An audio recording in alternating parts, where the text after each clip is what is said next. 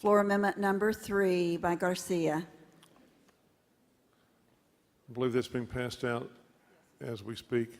Chair recognizes Senator Garcia to explain Floor Amendment 3. Thank you, Mr. President. As I said earlier when I asked my questions of Senator Hager when he laid out the bill, I too am very concerned about the lack of exceptions, not only for the cases of incest and rape, but also to clarify and make more simple the preserving of the health of the mother. This amendment simply would replace the language in the bill stating that an exception for a termination of pregnancy can occur if the woman is, quote, serious risk of substantial and irreversible physical impairment of a major bodily function other than a psychological condition. And I would propose to replace it with the simple words, to preserve her health.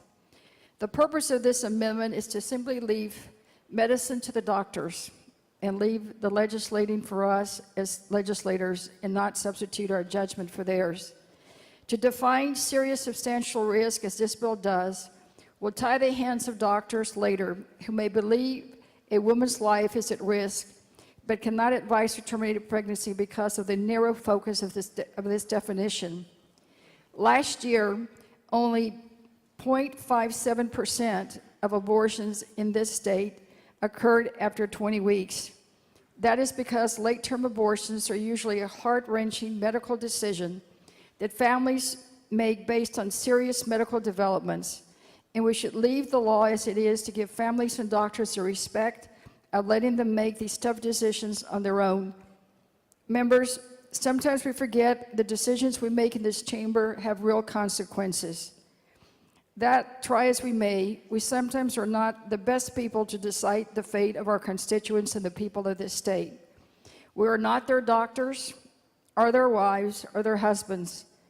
Therefore, I ask for your support of this amendment to make sure we're allowing doctors and families to make the best medical decisions possible based on the information they have before them, and not to decide from thousands of miles and several years away about what may happen in a doctor's office. Mr. President, I move for adoption of this amendment that would allow the doctors to be doctors and preserve the patient-doctor relationship. Thank you. Thank you, Senator Garcia. The chair recognizes Senator Hager on Floor Amendment 3. Yeah. Thank you, Mr. President, and thank you, Senator Garcia. I appreciate everything that you have worked and advocated for. You're like a very good member of this Senate, and I appreciate that. That means you're going to accept it? You didn't that was the qualifier. You didn't listen to the rest. Sorry. Okay. Well, I was hopeful. Yes, ma'am. I believe that the exception in the bill, even though we disagree, I think it is an appropriate exception that provides the doctor the reasonable ability to perform medicine and hold up their duties, and also protect the life of a woman, of a lady. And I believe that this language substantially changes that. And with all due respect, I would ask that we table this amendment. Chair recognizes Senator Garcia to close.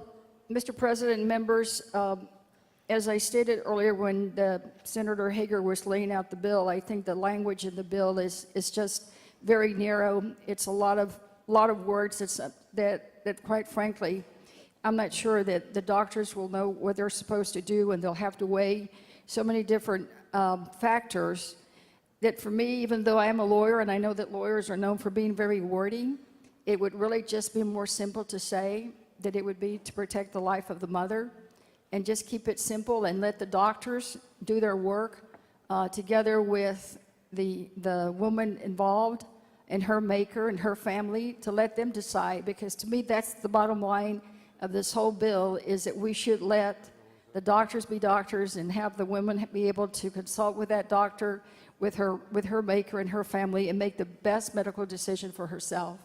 Thank you, Mr. President. I urge all my colleagues to vote no on the motion to table.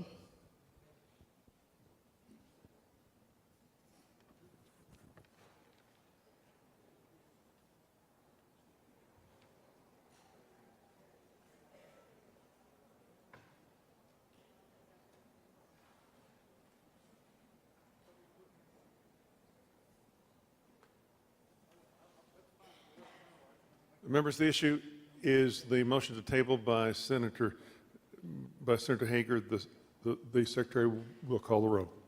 Birdwell, Campbell, Corona, Davis, Duell, Duncan, Ellis, Eltife, Estes, Frazier, Garcia, Hancock, Hager, Hinojosa, Huffman, Lucio, Nelson, Nichols, Patrick, Paxton, Rodriguez, Schwertner, Sulliger, Taylor, Gillespie, Vandepute, Watson, West, Whitmire, Williams, and Zaffarini.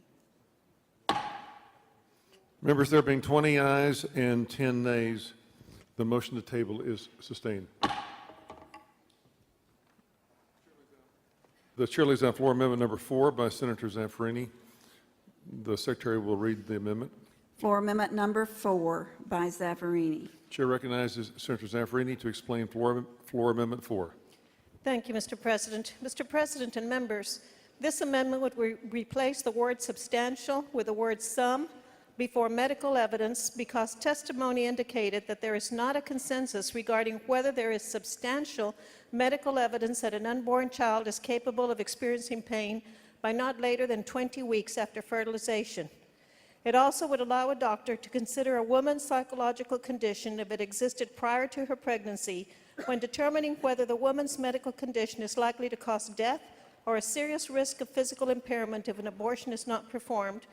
And it also would update the existing statute in the Occupations Code by changing the term severe irreversible brain impairment into severe fatal abnormality, making it consistent with the Health and Safety Code. This would ensure that exceptions in favor of abortion are not made for unborn children who have mental disabilities such as Down syndrome. Mr. President, I move adoption. The chair recognizes Senator Hager on floor amendment 4. Thank you, Mr. President. Thank you, Senator Zaffarini. And you and I have talked a lot about these issues, and I appreciate your advocacy very much. I believe that striking the word substantial, even though we disagree on that issue, with all due respect, as well as the fact of the severe fetal anomaly, the section that you referenced on page 7, and I appreciate you bringing that up to me earlier and showing me that section, that deals with a completely different set. That's where the occupation code, and I do not believe that really fits in changing here. And so therefore, with all due respect, and thank you again for working with me so much on all of this bill and your support of Senate Bill 713 last special session, I would ask that we table this amendment. Chair recognizes Senator Zaffarini to close. Well, thank you, Mr. President. Mr. President, members, I too believe that this is an amendment that would make a difference. It is an important and makes small but important changes to the people who would be impacted by this bill, and I would urge you to vote not to table the motion, although I believe I can predict the outcome 18-12. Members, the issue before us is the motion to table. The members, the motion before us is the motion to table by Senator Hager. The Secretary will call the roll. Birdwell, Campbell, Corona, Davis, Duell, Duncan, Ellis, Eltife, Estes, Frazier, Garcia, Hancock, Hager, Hinojosa, Huffman, Lucio, Nelson, Nichols, Patrick, Paxton, Rodriguez, Schwertner, Sulliger, Taylor, Uresti, Vandepute, Watson, West, Whitmire, Williams, and Zaffarini. Members, there being 19 ayes and 11 nays, the motion to table is sustained. Mr. President, I stand corrected. 19-11.